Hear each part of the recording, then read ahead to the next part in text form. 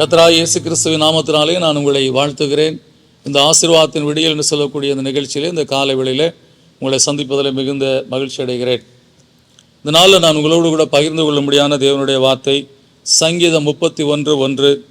கர்த்தாவே, உம்மை நம்பி இருக்கிறேன், நான் ஒரு காலம் வெட்கமடையாதபடி செய்யும், உமது நீதி நிமித்தம் என்னை விடுவியும் என்று சொல்லி அங்கே சங்கீதக்காரன் சொல்லக்கூடிய காரியத்தை பார்க்கிறோம்.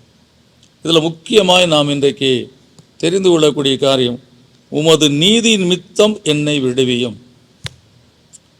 என்ன நீதி நிமித்தம் உன்னை விடுவியும்? அவர் சொன்னது தான்.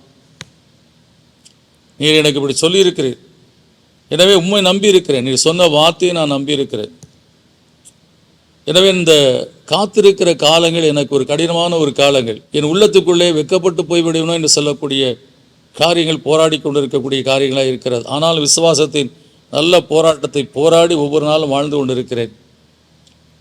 ஒரே ஒரு நம்பிக்கை, உம்முடைய நீதியின் மேலே எனக்கு நம்பிக்கை.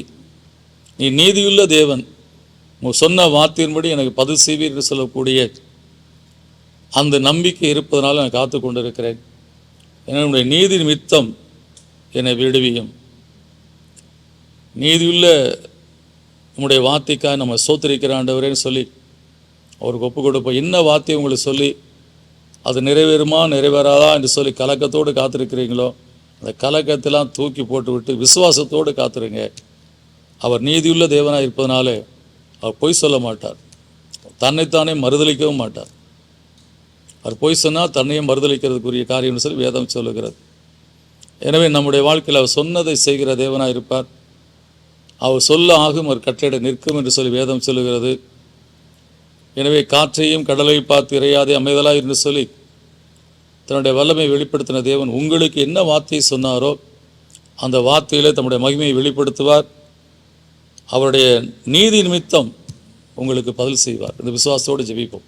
நல்ல பிதாவே, நன்றியோடு துதிக்கிறோம், சோத்திரிக்கிற கர்த்தாவே, நீர் நீதியுள்ள தேவன். நீர் சொன்ன வார்த்தைகளை கர்த்தாவே மறுதளிக்கிற தேவன் கிடையாது, அதை குறித்து மனஸ்தாபப்படுகிற தேவனும் கிடையாது.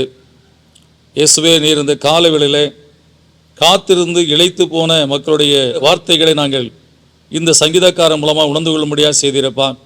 கர்த்தாவே, நம்பி இருக்கிறேன், நான் ஒரு காலம் வெட்கமடையாதபடி செய்யும் என்று சொல்லி கர்த்தாவே, உம்முடைய பிள்ளைகள் சொல்லுவது போலவே நான் ஒருத்தர்கள் இடத்துல இந்த காரியத்தை கேட்டிருக்கிறேன்.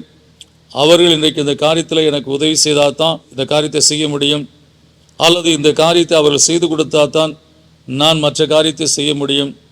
இப்படிப்பட்ட ஒரு எதிர்பார்ப்போடு பல காரியங்களிலே உம்மை நம்பி உம்முடைய பிள்ளைகள் இறங்கி இருக்கிற வேலைகளிலே, தொழிலிலே நீர் கர்த்தாவே அவர்களுக்கு துணையாக இருந்து அதை குறித்த காலத்திலே அந்த பிள்ளைகள் செய்து முடித்து வாக்கு பண்ணவர்களுக்கு அதை நிறைவேற்றி கொடுக்க முடியாய் நீர் கர்த்தாவே உம்முடைய நீதி நிமித்தம் உம்முடைய பிள்ளைகளுக்கு இறங்கி துணை செய்து இந்த பிள்ளைகள் உம்முடைய பிள்ளைகளாக இருப்பதனாலே, உம்முடைய இரத்தத்தினாலே இயேசுவே அவர்கள் கழுவப்பட்டு நீதிமான்களாக்கப்பட்டிருக்கிறதுனாலே அவர்கள் அந்த நீதியுள்ள வாழ்க்கையில் பிசகாதபடி இன்றைக்கு அந்த காரியத்தில் சொன்னபடி அவர்கள் மற்றவர்களுக்கு செய்யும்படியாய் நீர் உம்முடைய பிள்ளைகளுக்கு சொன்னபடி செய்து ஆசீர்வதியும் தகப்பனே.